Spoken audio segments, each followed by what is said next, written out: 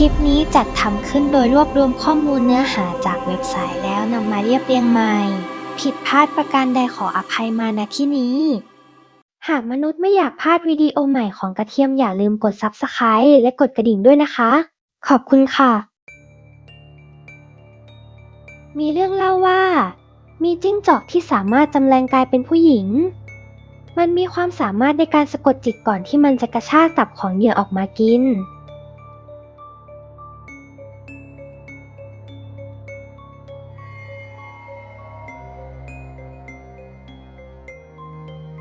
การค้นพบ ในปีค.ศ. 1948 หมู่บ้านเล็กๆ แห่งหนึ่งในปูซานประเทศเกาหลี ทางการได้รับรายงานการเสียชีวิตของชาวบ้านและสัตว์เลี้ยงเป็นจำนวนมาก โดยระหว่างการสืบค้นมีเจ้าหน้าที่ทางการเสียชีวิตระหว่างปฏิบัติหน้าที่ไปแล้ว5 ราย ทั้ง5 รายถูกทำร้ายร่างกายที่บริเวณท้องเป็นบาดแผลขนาดใหญ่ จากเหตุการณ์นี้ทำให้ทางการขอความช่วยเหลือจากองค์กร SCP โดยองค์กรมอบหมายงานนี้กับหน่วยปฏิบัติการเคลื่อนที่ชินล่าเด็กเจอร์เพื่อทำการสำรวจรายละเอียดต่างๆเพิ่มเติม มีเจ้าหน้าที่ทอมเป็นหน่วยปฏิบัติงานร่วมกับเจ้าหน้าที่ในท้องที่อีก2 คนคือเจ้าหน้าที่กังยูและเจ้าหน้าที่มันจง ทั้ง3 คนเมื่อไปถึงสถานที่เกิดเหตุได้ทำการตรวจสภาพศพ กังยูและมันจงต่างบอกว่าสภาพบาดแผลที่เกิดขึ้นน่าจะเกิดจากสัตว์ป่ามากกว่า ทั้งทอม กังยู มันจง ได้ทำการสืบค้นหาสาเหตุที่ทำให้เกิดเรื่องวุ่นวายนี้จนเวลาผ่านไป10 วันก็ยังไม่เจอเบาะแสอะไรมากนัก แต่ก็ยังมีเหตุการณ์การเสียชีวิตของชาวบ้านและสัตว์ในพื้นที่อย่างต่อเนื่อง แต่แล้ววันหนึ่งทั้ง3 คนได้รับรายงานจากหญิงชราในหมู่บ้านใกล้เคียงเล่าให้ฟังว่า เมื่อคืนหญิงชราได้ยินเสียงร้องของวัวในฟาร์มของเธอ หญิงชราจึงออกไปดูทำให้เจอวัตถุประหลาดในความมืดมันกำลังกัดกินวัวอยู่ เธอร้องเสียงดังด้วยความตกใจทำให้มันหันมามอง มันได้เคลื่อนที่เข้ามาหาเธออย่างช้าๆ และมันมีดวงตาสีเหลืองเข้ม แต่โชคดีที่สุนัขของเธอหลายตัวต่างพากันเห่าทำให้มันหนีเข้าไปในป่าไผ่เธอยังเล่าอีกว่าลักษณะของมันดูเหมือนคุมิโฮะทอมถามกังยูว่าคุมิโฮะคืออะไร กังยูเล่าให้ฟังว่าคุมิโฮะมันเป็นจิ้งจอก9 หางสัตว์ประหลาดพื้นบ้านของชาวเกาหลี เรื่องราวของมันเป็นตำนานที่เล่าต่อกันมาอย่างยาวนาน บางตำนานก็เล่าว่ามันเป็นสิ่งชั่วร้าย บางตำนานก็เล่าว่ามันคือสิ่งดีงาม โดยตำนานกล่าวว่าเดิมทีคุมิโฮะเป็นเพียงจิ้งจอกธรรมดาแต่มันอยากเป็นมนุษย์ มันจึงบำเพ็ญเพียรอยู่หลายพันปีจนสามารถจำแรงกายเป็นมนุษย์ได้ มันชอบจำแรงกายเป็นผู้หญิงที่มีใบหน้างดงาม กังยูเล่าต่ออีกว่าถ้าเป็นคุมิโฮะจริงการที่จะตามหามันก็ไม่ยาก เพราะถึงมันจะจำแรงกายเป็นมนุษย์ได้แต่มันก็ไม่สามารถจำแรงเป็นมนุษย์ได้สมบูรณ์ อวัยวะบางอย่างของมันยังคงเป็นสุนัขจิ้งจอก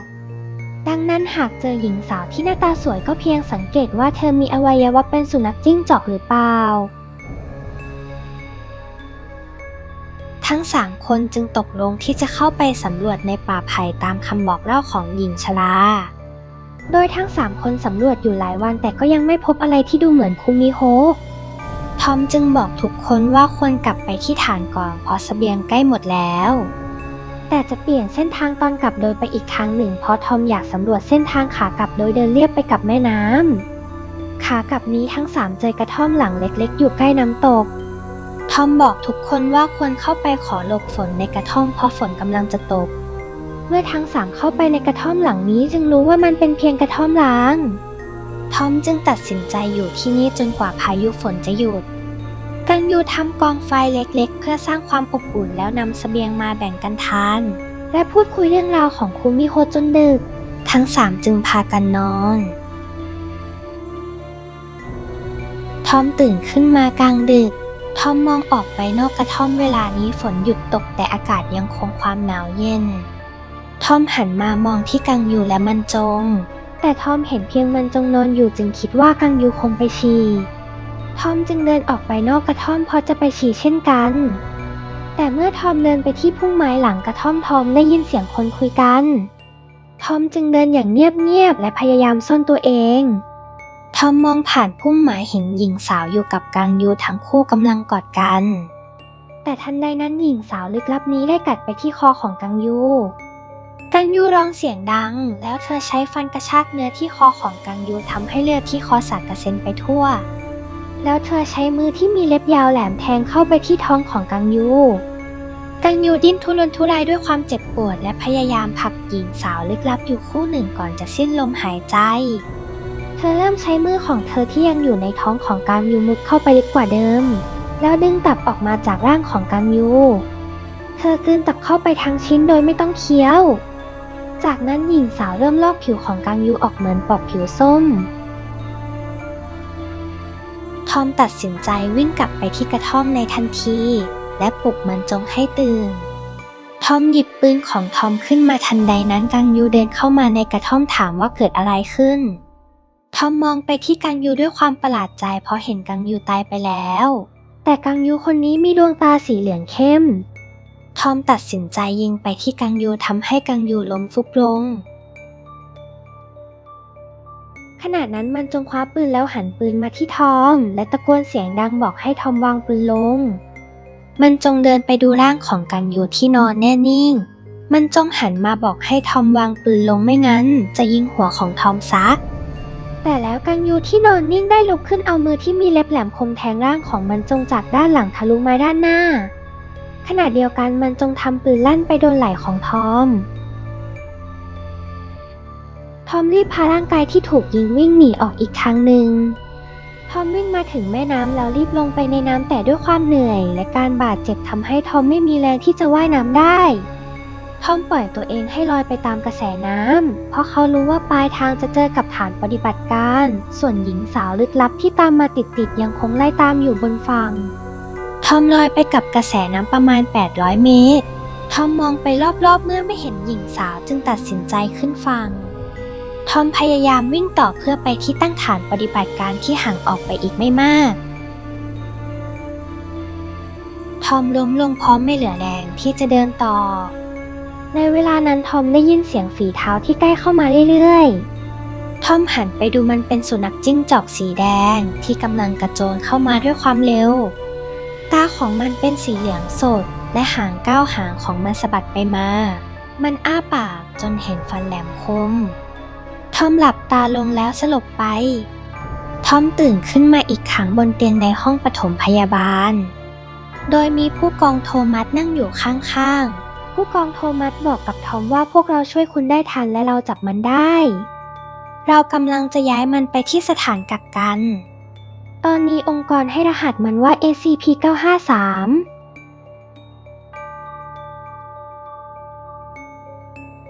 รายละเอียด SCP-953 เป็นจิ้งจอกแดงเพศเมียมีน้ำหนักประมาณ8 กิโลกรัมโดยมีกระดูกสันหลังที่แยกรอบกระดูกข้อที่26ออกเป็นหางจำนวน9 หาง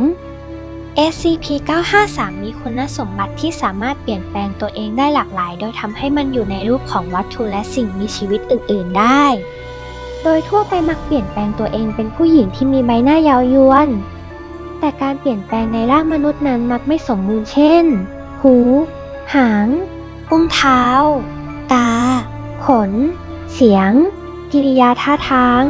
ซึ่งยังคงมีลักษณะเป็นสุนัขจิ้งจอกแต่ SCP-953 จะพยายามปกปิดหางหรือส่วนที่ไม่สมบูรณ์ของมันด้วยเสื้อผ้าและวิธีการอื่นๆนอกจากความสามารถที่เปลี่ยนแปลงตัวเองได้หลากหลายแล้ว SCP-953 ยังมีความสามารถด้านกระแสจิตแม้ว่าจะไม่เพียงพอที่จะควบคุมผู้สังเกตการภายนอกหรือระยะไกลได้แต่สามารถควบคุมในระยะใกล้ได้เป็นอย่างดี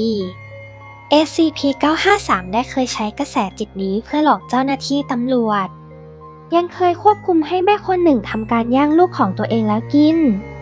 หรือควบคุมให้เกิดการสังหารหมู่กว่า30 คนในงานรวมตัวแห่งหนึ่ง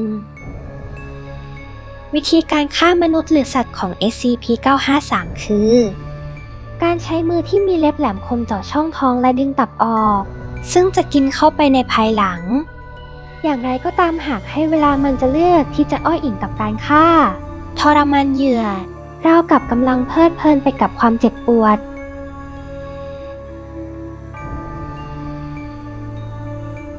มาตร ตรการกักกันพิเศษ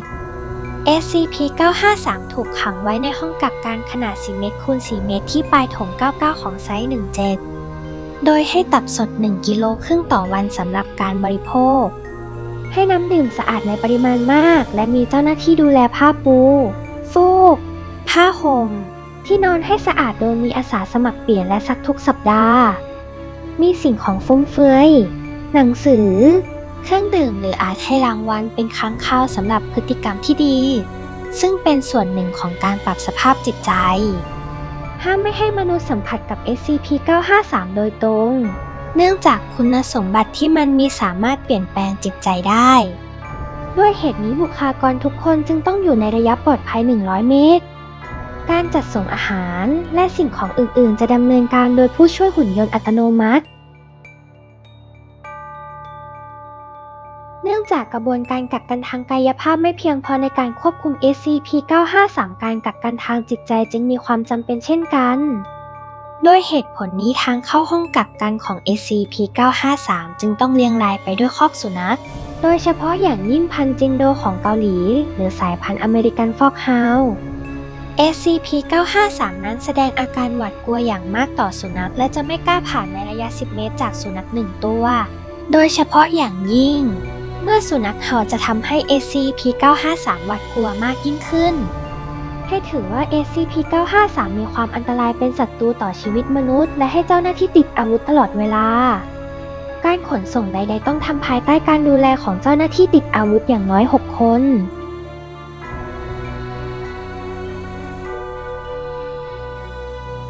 เหตุการณ์ที่เกี่ยวข้อง หลังจากการจับกุม SCP-953 ได้ที่ปูซานประเทศเกาหลี ไม่นานหลังจากสงครามโลกครั้งที่ 2 จนถึงปัจจุบัน SCP-953 ได้หลบหนีและสามารถจับกุมคืนมาได้ 6 ครั้ง ส่งผลให้เจ้าหน้าที่ SCP เสียชีวิตไปจำนวนมาก เพื่อนๆคิดว่าเจ้าจิ้งจอก9 หางนี้มีอยู่จริงหรือเปล่าคะ แต่ที่แน่ๆที่ประเทศญี่ปุ่นมีหินที่สถิตวิญญาณของจิ้งจอก9 หางเรียกว่าศิลาเซตโซเซกิ ตั้งอยู่บนเนินเขานาสุจังหวัดโทชิกิ ประเทศญี่ปุ่น และได้กลายเป็นสถานที่ท่องเที่ยวขึ้นชื่อประจำจังหวัดโทชิกิ แต่ในวันที่ 5 มีนาคมปี 2022 มีนักท่องเที่ยวโพสต์ภาพศิลาเซตโซเซกิในสภาพแตกออกเป็น2 ซี่ และสายสิญจน์ที่พันโดยรอบก็ขาดออก จนเกิดเป็นประเด็นลือกันในโลกโซเชียลญี่ปุ่นว่า วิญญาณจิ้งจอก9 หางจะถูกปล่อยออกมาหรือเป็นลางว่าจะเกิดอะไรไม่ดีสำหรับวันนี้กระเทียมขอขอบคุณสำหรับการติดตามรับชมรับฟังกระเทียมหมาต่างดาวกระเทียมขอตัวไปก่อนนะคะสวัสดีค่ะ